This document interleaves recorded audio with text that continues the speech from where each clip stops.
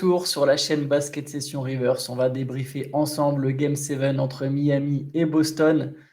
Pas de miracle, pas d'exploit. Les Celtics ne seront pas les premiers à remonter un 3-0 pour finalement gagner une série de playoffs. Shai, Miami a terminé la série. Enfin, après 3 défaites de suite, Miami a battu Boston 103 à 84, 19 points d'écart. Ouais. On ne s'attendait pas forcément à un blowout. On ne savait pas à quoi s'attendre. On ne sait plus à quoi s'attendre dans ces playoffs et notamment sur cette série. Mais tu parles de miracle pour Boston enfin, que ça aurait été un miracle que Boston passe, mais le miracle, est-ce que c'est pas que après avoir perdu 3 matchs de suite, était encore donné perdant globalement, même par nous. Je pense globalement, on pensait que Boston était sur la meilleure dynamique et allait à domicile peut-être finir le job. Est-ce que le miracle, c'est pas que Miami débarque à Boston, limite les Celtics à 84 points, qui est zéro suspense pendant le match. Miami a surdominé tactiquement, techniquement, mentalement. Dans tous les compartiments du jeu, Miami a joué comme si c'était une équipe infiniment supérieure. C'est encore grâce à Spoelstra, voilà, au collectif, à tout ça, et au fait que Boston a rencontré plein d'obstacles et de problèmes qu'ils n'avaient plus rencontrés ces derniers jours. Mais ouais, est-ce que j'ai du mal à savoir quel est le miracle en fait, tu vois. Je ne sais pas si c'est un miracle ou si c'est logique, mais ou si c'est finalement la suite, l'issue d'une série où globalement, quand même, Miami a dominé tactiquement. Alors oui, le 3-0 qui devient 3-3 change évidemment un peu la physionomie de la série et la physionomie dont Boston sort. Mais dans l'ensemble, Miami nous a quand même souvent paru supérieur au point où on avait presque l'air bête une fois que Boston est revenu à 3-3. Juste, j'ai l'impression que ce match, il était plié au bout de 20 secondes. Et on est obligé d'en parler. Il y a un fait de jeu, c'est que Jason Tatum, il se blesse à la cheville sur la première possession quand il y a 0-0. Et pour le coup, franchement, il a serré les dents. Il joue 42 minutes. Il a boité 42 minutes, mais on peut vraiment pas lui reprocher. On peut pas l'accuser d'être soft ou quoi que ce soit parce qu'il a quand même tenu son rang. Il n'a pas été trop mauvais. Il finit à 14 points en 5 sur 13. Il n'a évidemment pas l'impact habituel. Mais ouais, blessure dès la première minute. il se tord la cheville, il se tord bien la cheville. Pendant 42 minutes, il grimace, tu vois. À un moment, ils ont fait une espèce de compile où tu le vois à chaque fois qu'il redémarre, il grimace. Et ça a été compliqué. Plus qu'offensivement, ou dans tous les cas, Tatum qui prend que 13 tirs dans un match comme ça, c'est forcément peu. Mais moi, je trouve que défensivement, il arrivait à défendre sur personne. Il n'était pas. Ouais. Même Butler, qui lui aussi doit être diminué, il lui mettait des flashs. Voilà, mais on peut pas le blâmer pour ça. Mais c'est effectivement un tournant. On ne sait pas ce que ça aurait donné sans, mais j'ai quand même dans l'idée qu'avec ce qu'ils ont montré derrière, ce que Miami a montré derrière, je ne sais même pas si avec il aurait fallu un Tatum presque le Tatum du Game 7 contre les Sixers, tu vois, parce que Miami était trop bien rodé, avait trop bien préparé, Spoelstra avait bien préparé le plan de jeu, la manière de proposer, de varier en défense, tout le monde qui est encore impliqué, le match de Caleb Martin, tout a fonctionné comme sur des roulettes. Et là où je trouve que c'est impressionnant, parce qu'effectivement, c'est dans la lignée de ce qu'on a vu sur les premiers matchs, où Miami a un peu surpris tout le monde en gagnant les 3 premiers. Mais c'est que tout a été bien anticipé. Et mentalement, quand tu perds 3 matchs de suite, que tu dois rejouer à Boston, qui n'est pas la salle la plus calme, la narration médiatique, c'était Boston va être la première équipe. C'était très calme dans les 7 dernières minutes. Ah oui, bizarrement, ouais, mais la narration de tout le monde, c'était Boston va être la première équipe à remonter un 3. Et nous y compris, hein, je veux dire. Bien sûr. Après, c'est le jeu de faire des trucs tous les jours et de devoir changer un peu de. Mais voilà, mentalement, réussir à revenir de 3 défaites de suite et devoir jouer un game 7 à l'extérieur avec vraiment tout le monde autour qui pense que Boston va gagner. Tatum qui arrive au match avec un t-shirt ou une veste avec Kevin Garnett dessus, anything's possible. Tu sens qu'ils sont un peu en mission. Et non, Miami, tranquille, sereinement, zéro suspense. Mais tu vois, cette histoire de anything is possible, donc les Celtics, il y avait toute une espèce de vibe. Ce que je trouve très fort chez Heat, et c'est ce que tu soulignes sur le mental, c'est qu'en fait, il n'y a pas besoin de tout ça. Il n'y avait rien de tout ça. Il n'y a rien eu de tout ça. Même après le Game 6, Eric Spoelstra raconte qu'il n'a même pas fait un discours spécial, même pas besoin de remotiver, de rassurer les troupes. C'est ça qui est fort. Pas de fioriture, pas d'extravagance. Le plan de jeu, le collectif, on s'y tient. Une défense incroyable de la zone, de l'indiv, de la presse. Ils ont tout fait aux Celtics. les Celtics, je trouve, on a vu à quel point il peut manquer, pas que sur ce match, mais peut-être sur l'ensemble des playoffs, un gestionnaire, même si ça peut être, ou un Tatum a des qualités de playmaker, mais là, évidemment, quand il est diminué, c'est délicat. Mais en tout cas, il manquait un génie, si tu veux, un génie qui est capable de lire ce qui se passe. Parce qu'en gros, les Celtics, ils ont constamment été. Ils n'ont jamais su trouver un rythme. Ils ne savaient pas comment attaquer cette défense du hit. On peut parler des talents, de comparer les rosters sur le papier, mais une fois que Miami se met à défendre comme ça, bah Boston, tu peux avoir tous les Jalen Brown, les Jason Tatum du monde. Tu n'as pas de solution, en fait. Mais tu sais que sur le talent, quand tu regardes la série et le dernier match, tu prends les duos, si ça marche par duo, on dit quand ça marche en duo, la NBA maintenant un peu, les deux joueurs. Tu prends Jimmy Butler et Caleb Martin, c'était plus fort que Jason Tatum et Jalen Brown en fait. La progression de Martin, dont on avait pas mal parlé dans le dernier podcast sur les révélations, là, elle a encore pris une dimension supérieure et ça a totalement confirmé ce qu'on a dit justement, ça fait plaisir. C'est que non seulement il a défendu sur tout le monde, donc, quand il est en phase défensive, il était partout. Et en attaque, le mec, c'était. Il les a écœurés en attaque. Ah là là, c'était incroyable. L'effet de way après des feintes, après avec le footwork là, ou après. Ça a écœuré. Ça écœure une défense. Quand tu as l'impression que tu as vraiment bien défendu, mais que le mec, en tombant, enfin en se retournant, il te met un shoot.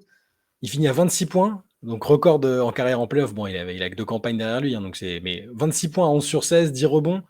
Et la défense encore qui se lit pas dans les stats, mais il a été incroyable, je trouve. C'était peut-être aussi dû au fait que les Celtics ont vite été traumatisés dans le match, mais je l'ai trouvé.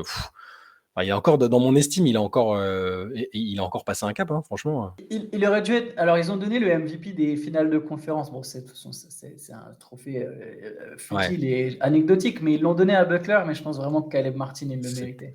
Franchement, c'était pour lui. Le 11 sur 16.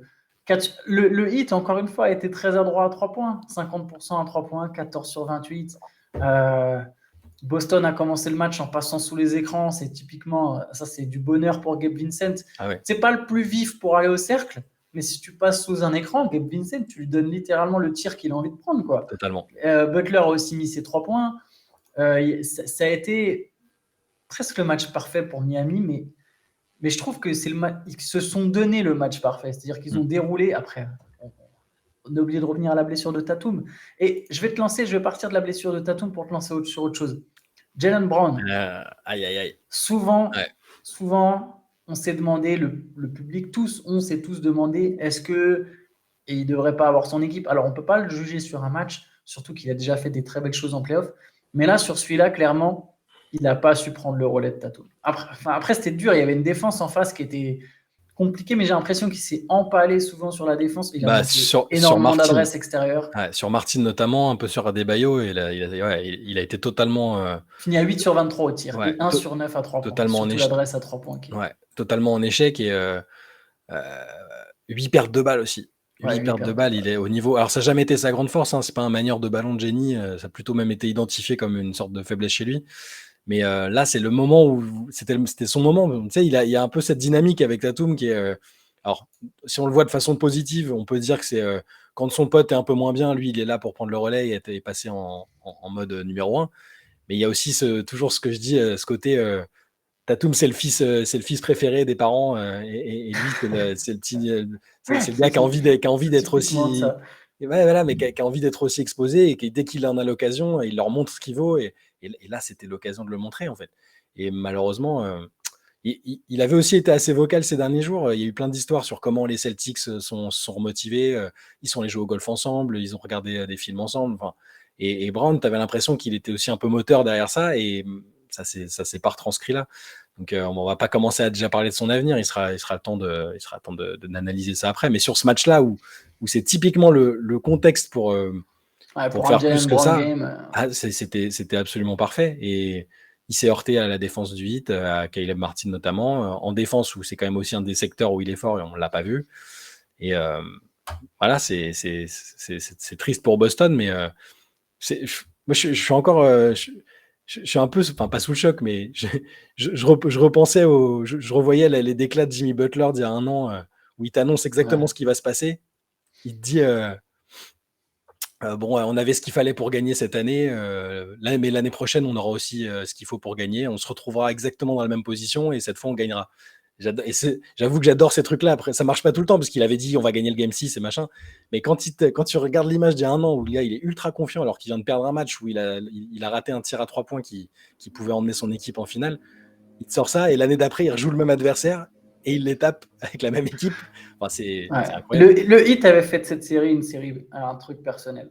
Et Ouais, ils l'ont dit sans là après coup. sans le revendiquer pour autant, tu vois? Mais Ouais, c'est ça. C'est ouais. pour ça que je dis, il n'y a pas de fioriture. C'est vraiment après, genre, mais tu sens qu'ils l'ont gardé en eux et qu'ils avaient envie de taper les Celtics. Ils avaient juste laissé fuiter l'info comme quoi ils avaient déjà réservé des billets d'avion entre Boston et Denver pour faire le voyage directement. Alors j'imagine que en termes de logistique, c'est toujours un peu comme ça. Tu dois prévoir avec des clauses d'annulation et machin. Mais ça faisait vraiment genre non mais c'est bon là, ça y est, c'est fini. On a fini de blaguer, les gars. On vient, on gagne, on s'en va, on prend l'avion, on va direct en finale. Ouais, la, la confiance qu'il y a dans cette équipe, elle est à l'image finalement de sa superstar, hein, Jimmy Butler. Là, c'est ce dont tu parles. Et Butler qui, pour le coup, après avoir été pas très bon, on peut le Ouais, dire comme ça, sur les derniers matchs, maladroit surtout. Ouais. là, il termine à 28 points, 7 rebonds, 6 passes, 3 interceptions. Il a des très bons passages en première mi-temps. J'ai l'impression que dans le troisième quart-temps, le run en fin de troisième quart-temps, début de quatrième, c'est tout Caleb Martin, mais avant ça, il y a quand même eu pas mal de Butler. Il a Game 7, on sait qu'on peut compter sur lui, quoi. Il n'y a pas de... Et même, enfin, ça c'est toute l'équipe, mais quand tu as une superstar comme ça, tu peux partir à la guerre, quoi. Ah ben c'est ça. Et je repense à Caleb Martin, quand il enchaînait les paniers, il y avait des gros plans sur le banc des Celtics, sur certains fans un peu connus et tout. Ils étaient tous genre qui c'est ce gars, limite qui c'est ce mec, quoi. Ah ouais. Et c'est assez drôle, ça part encore de ce truc de sous-estimer les joueurs du 8. Maintenant, c'est terminé, tu peux plus les sous-estimer. Tu es obligé de préparer le fait que Caleb Martin peut te mettre 26 points dans un match, le fait qu'il peut défendre sur tous les types de joueurs en face. Et on en revient d'un match à l'autre. La dernière fois, je disais que Mazzulla était mieux dans la série, que même s'il apprenait sur le tas, il montrait des choses qui prouvaient qu'il avait compris certaines choses. Là, j'ai l'impression qu'ils ont pas du tout, qu'ils ont mal préparé, pas du tout, ou mal préparé l'adversaire qui était face à eux, comme si c'était du tout cuit. Je me demande s'il n'y a pas eu une mécompréhension de la victoire dans le Game 6, en fait. Parce que le Game 6, on l'avait répété déjà hier, on l'a dit dans le podcast, on l'a dit dans le CQFR, mais le plan de jeu du Heat était bon. Il y a eu l'exécution, le manque d'adresse près du cercle leur a coûté très cher. Un match où leurs 2 meilleurs joueurs désignés, si on parle de leurs 2 All-Stars, en tout cas Butler et Adebayo, ont été mauvais en attaque. Mais ils perdent que sur un game winner au buzzer historique. C'est ça. Boston aurait peut-être dû, et notamment Joe Mazzulla, se méfier et pas compter peut-être. Enfin, alors je dis pas que c'est ce qui s'est passé, mais en tout cas, il fallait certainement pas compter que sur la dynamique. Et il y avait des ajustements à faire après le Game 6, avec notamment justement Caleb Martin qui était rentré dans le 5. Alors Miami ne gagne pas, mais au final, ça reste un ajustement payant et on le voit sur ce match-là. Tu vois, il y avait peut-être des choses à chercher, à trouver pour essayer de... Il y a un autre truc qui a manqué, je trouve, à Boston, mais alors c'est aussi lié peut-être à la forme physique, aux blessures, mais toute l'année, on a dit qu'ils étaient ultra profonds, qu'ils avaient vraiment un effectif profond. À Brogdon, qui est 6e joueur de l'année, là, le fait qu'il soit lui aussi diminué, Brogdon qui joue que 7 minutes sur un match comme ça, alors que c'est le 6e homme de l'année et que toute l'année, il a fait des super perfs en sortie de banc, c'est qu'il n'était pas assez bien. Et les 2 autres seuls remplaçants qui ont vraiment été utilisés hors garbage time, Grant Williams et Robert Williams, les deux. Les 2 Williams, les Peyton Pritchard, tout ça. Après, on sait en playoff, les rotations, il y a des joueurs qui disparaissent, les rotations, elles se réduisent à fond. Mais à Miami aussi, hein, Kevin Love était spectateur encore. Il est complètement sorti de la rotation après avoir été dans le 5. Et Highsmith a eu un bon passage. Toujours, c'est notre gars. Ça se voit pas du tout dans les stats, mais son entrée, alors ces stats, je vais vous les donner. Hein, il termine avec 2 points, 1 rebond, 1 interception. Dit comme ça, on peut même pas imaginer qu'il a eu un impact, mais sa rentrée en jeu a eu un impact. Il avait été bon dans le Game 5. Il n'a pas joué dans le Game 6. Là, Spo sera la relancer. C'est ça, encore une fois. Le mec est bon. Malgré ça, il ne joue pas le match d'après. On pourrait dire que ça tue sa confiance ou que ça touche son ego ou quoi que ce soit. et boum, game 7, tu le relances. Mec pas expérimenté, Ouais. tu le relances game 7. Je crois que c'est 10 depuis, minutes, il a un impact. depuis qu'il a écouté le CQFR où tu dis machin Ice Smith, je crois qu'il s'est. Il a dit attends, mon coco, je vais t'apprendre son prénom. J'ai pris ça personnellement. Ouais. Antoine Pimel, si tu m'écoutes. Voilà. Mais voilà, ça, on en revient, on l'a dit souvent, surtout sur les 3 premiers matchs, mais ça reste encore admirable et magnifiquement coaché. Et c'était pas si évident. Là, maintenant, on se dit oui, ils avaient gagné les 3 premiers. C'est logique, ils avaient montré qu'ils étaient supérieurs collectivement, mais j'en reviens au contexte. Enfin, moi, je m'imagine à leur place, Ouais. tu as un peu tout le monde qui commence à t'enterrer alors que tu as mené 3-0. Si tu lis la presse, t'es l'équipe qui va dilapider là pour la première fois à 3-3, à un 3-0, pardon. T'es à Boston. Enfin, le contexte, c'est quand même chaud, quoi. Ouais, t'es contre une équipe qui est, c'est ton adversaire qui est censé être en pleine confiance et c'est toi qui attaques le match comme si la série venait de débuter ou comme si tu étais au contrôle. C'est ça que je trouve fort, en fait. La manière. C'est vraiment les Celtics après le Game 6. Il y en a plusieurs qui ont répété ouais, mais bon, si on revient à 3-3 pour se chier sur le Game 7, mais au final, c'est exactement ce qui s'est passé, quoi. Ils se sont plantés. Sur l'impression visuelle, ça faisait un peu. Tu avais une équipe genre ultra expérimentée qui n'avait pas besoin d'y aller fort, de mettre du rythme et tout. C'était Miami, qui savait exactement ce qu'elle faisait avec un plan de jeu. Et parfois, j'avais l'impression que les Celtics, ça courait un peu dans tous les sens. C'était un peu fou. Ça prenait des shoots précipités. Un peu de hero ball aussi, tu sais. Shooter n'importe comment. Et très rapidement dans le match, pas sous la panique parce qu'il y a eu un écart qui s'est créé, mais juste. Je crois qu'au début, ils font un +5 Boston. Au début, tu te dis, bon, ok, ils sont bien. Ouais, mais ils prennent un 14-4 derrière. Et 14-4, ils ont. Puis un 16-6 derrière. Enfin... Voilà. Et là, c'est parti totalement en vrille, quoi. En fait, Miami a globalement dominé tout le match parce que dès la fin du premier quart-temps, il y a 10 points d'écart. À la mi-temps, il y en a toujours 11. L'écart, il se creuse dans le troisième quart-temps et dans le quatrième, Boston, ils ne reviennent jamais à moins de 15 points. Donc, ça a été une domination totale du Heat sur la plupart des aspects du jeu au final, que ce soit en perte de balle, au rebond. Ils ont maîtrisé leur sujet de bout en bout.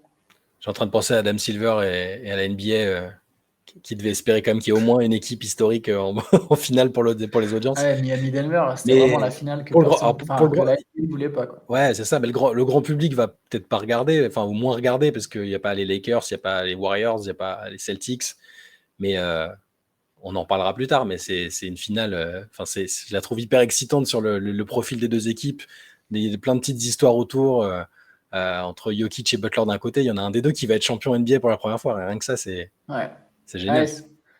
Et tu vois, moi, quand même, cette finale, je suis aussi content pour les mêmes raisons que toi. C'est que pour une fois, je trouve que c'est quand même les deux plus gros collectifs qui vont en finale. C'est pas toujours le cas en NBA. Je le prendrai pas pour acquis. Je pense pas que ça sera toujours ça chaque année, même s'il faut vraiment avoir une forte équipe. Hein. On va pas se mentir, même l'an dernier, quand Golden State gagne, c'est toujours des grosses équipes qui gagnent. Il faut un vrai esprit collectif. Mais là, il y a une superstar des deux côtés, on va pas se mentir. Je pense même qu'il y a le meilleur joueur du monde pour Denver et ça fait la différence. Mais cette saison, elle illustre quand même bien les limites que peuvent présenter les super teams ou du moins les équipes construites vite, ou etc. Avoir un gros collectif, en tout cas cette saison, c'est la preuve qu'avec un gros collectif, tu peux croire au fait que tu peux aller loin. Et mine de rien, ça arrive pas si souvent que ça. Ouais. J'ai juste un regret. Juste le regret, c'est que là, le Heat a vraiment pas beaucoup de repos avant le Game 1. Alors, on peut se dire que c'est un avantage que Denver a mérité en mettant 4-0, en ayant été premier à l'Ouest. Ils ont eu des adversaires, tu peux dire, ils ont eu des adversaires plus abordables, j'en sais rien. Enfin, tu peux tout dire. Mais j'aurais juste aimé un jour ou deux de plus de repos pour le Heat. Enfin, tu sors encore d'une série en 7. Là, ils jouent dans la nuit de jeudi à vendredi, ça arrive vite, quoi. Alors, on peut dire, je sais quand on avait discuté la dernière fois et on se disait que c'était bien aussi parfois d'enchaîner et que Denver n'a pas joué depuis super longtemps et qu'ils vont avoir du mal à se mettre en route, mais j'aurais quand même aimé qu'ils puissent récupérer un petit peu parce que c'est tôt quand même. Oui, c'est sûr. Après, c'est le jeu du parcours de playoff et de l'idée d'en terminer assez vite. De toute façon, je pense que le Heat a encore de la ressource. Après, oui, c'est sûr. Et puis ça leur laisse aussi peu de temps pour se préparer. Ça va être une très belle bataille tactique. On dérive un peu sur les finales, mais là, pour le coup, on a vraiment, je parlais de 2 collectifs, mais on a aussi peut-être 2. On a le meilleur coach de la ligue avec Spoelstra, mais Michael Malone, il doit vraiment pas être loin derrière. Enfin, il est dans la hiérarchie, il est classé pas loin derrière. Ouais, on a 2 équipes qui se ressemblent plus qu'elles n'y paraissent, même si je pense qu'elles boxent pas tout à fait dans la même catégorie. Et ça peut nous donner une vraie belle finale. Ah, mais le Heat va encore être sous-coté, on le sait. Hein. Peut-être même par nous, on va dire, ça va être dur moi quand même. Le premier, enfin, je sais qu'il y aura. Enfin, ouais, non. Allez, vas-y, viens, on se lance. On peut terminer là-dessus. Viens, on se fait un petit prono comme ça à 2 jours. Moi, je dis Nuggets en 6. Nuggets en 6, moi j'aurais dit Nuggets en 5. J'ai presque dit en 5, mais bon, il y a Théo qui est pas loin derrière. J'ai peur. Mais je vais dire Nuggets en 6. Je vais dire Nuggets en 6, mais on va faire comme s'il n'avait pas entendu. On va faire comme si Théo n'avait pas entendu la fin de ce podcast, pour pas qu'on soit sanctionné d'avoir encore manqué de respect au Heat et à Jimmy Butler. Mais ouais, finale fascinante, je trouve. Et je pense là comme ça, forcément, t'as Denver, ils marchent sur l'eau, Jokic marche sur l'eau, ils sont physiquement normalement en pleine forme. Et j'ai encore un peu peur que ce soit juste face à Denver, mais moi je demande qu'à être contredit là-dessus et que le Heat fasse fermer des bouches encore, c'est assez agréable quand même. Bon, en tout cas, nous on en parlera tous les matins, on sera évidemment présents pendant les finales. Il y aura des podcasts, sans doute quelques podcasts inopinés en plus de ceux du lundi. Il y aura évidemment le CQFR tous les jours, pas seulement après les matchs, pas seulement après les soirs de match. Et pour le coup, si vous aimez lire ou si vous aimez aller en profondeur, je vous invite vraiment pendant les finales, alors pas que pendant les finales, mais vraiment pendant les finales, pour le coup, aller sur basketsession.com, parce que généralement, on step up notre game niveau écriture, on essaie de faire plus d'analyses, plus de magazines, il n'y aura pas que de la news. Je sais que l'actualité, peut-être certains d'entre vous la suivent ailleurs, mais en tout cas, pendant les finales, vraiment, je vous le conseille en tant que passionné de basket d'aller checker le site basketsession.com, parce que généralement, c'est pas pour nous lancer des fleurs, mais c'est un moment de l'année dans lequel on n'est pas trop mauvais, c'est les finales NBA. Autant il y a certains mois, on se repose un peu comme les Celtics, autant sur les finales, généralement, on donne tout. Donc voilà, donc restez connectés sur nos chaînes, sur le site, etc. Et nous, on se donne rendez-vous demain matin. Ciao à tous. Ciao.